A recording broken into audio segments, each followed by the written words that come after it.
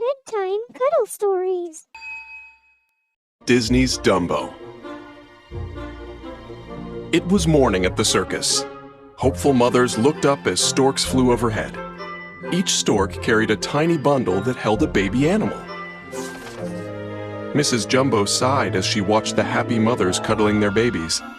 Oh dear, I did so hope there would be a bundle for me, she thought. A stork flew into Mrs. Jumbo's railway car and delivered a large bundle. Inside was a baby elephant. "I'll call him Jumbo Jr.," said Mrs. Jumbo. The other elephants thought he was adorable. Just then, Mrs. Jumbo's baby sneezed. Out flapped two enormous ears. The other elephants gasped. Then they began to giggle. "He looks so funny," said one elephant. "Let's call him Dumbo." Mrs. Jumbo didn't care what the other elephants thought. She loved her baby, big ears and all. She lifted him up in her trunk and gently rocked him to sleep. That night, the circus train stopped and all the animals climbed out. The next morning, the circus parade made its way through town. The band played and the people clapped and cheered. Crowds hurried to the circus tent that night, eager to see all the animals. "Look at his ears," cried one boy, teasing Dumbo. "Aren't they the funniest things you ever saw?" Mrs. Jumbo trumpeted with anger. She raised a hay bale to throw at the boys, and they ran away in terror. The ringmaster thought she was dangerous, so he had Dumbo's mother taken away and locked in a cage. Back in the tent, the other elephants gossiped about Dumbo's mother. "Such disgraceful behavior," they said. "It's all his fault, you know." And they turned their backs on Dumbo. A mouse called Timothy felt sorry for Dumbo. "We have to make you a star," Timothy told him. Suddenly, they heard the ringmaster. "We'll make an elephant pyramid. We just need a big finish," the man said. So as soon as the ringmaster was asleep, Timothy crept into his tent. "Your big finish is the little elephant with big ears, Dumbo," he said in the ringmaster's ear. "Dumbo," mumbled the ringmaster. "Dumbo." The next morning, the ringmaster tried out his new idea.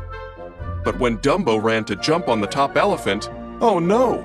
He tripped over his big ears and knocked the whole pyramid over. Now the elephants were angrier than ever with Dumbo. But the ringmaster had another idea. Dumbo could become a clown. He dressed Dumbo like a baby and put him at the top of a burning building.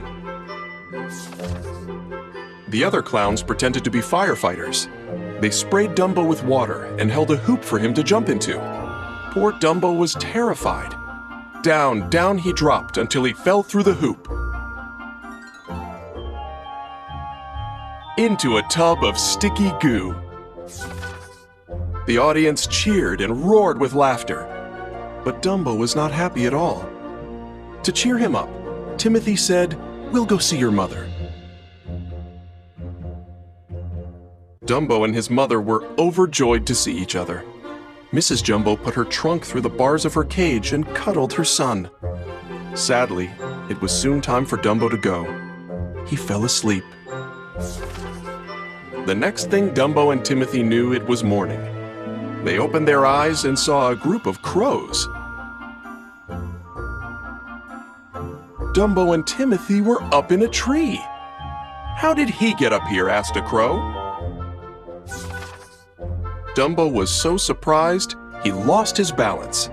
He and Timothy tumbled into a pond below.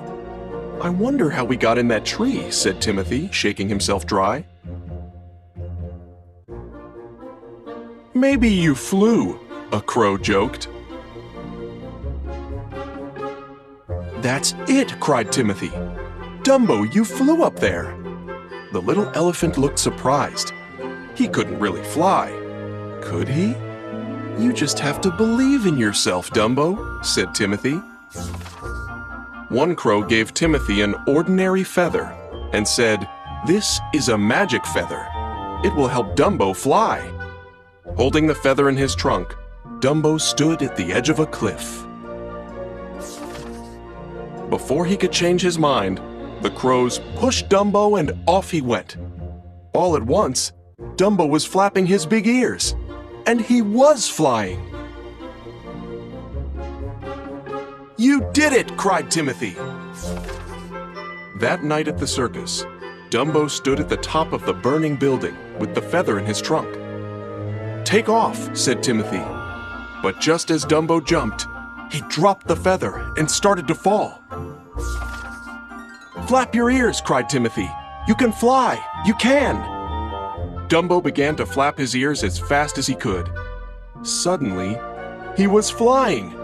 He soared past the cheering crowds. Dumbo was a star. Soon, crowds were flocking to the circus to see Dumbo, the amazing flying elephant.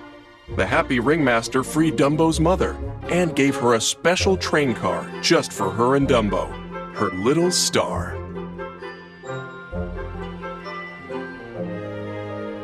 The end.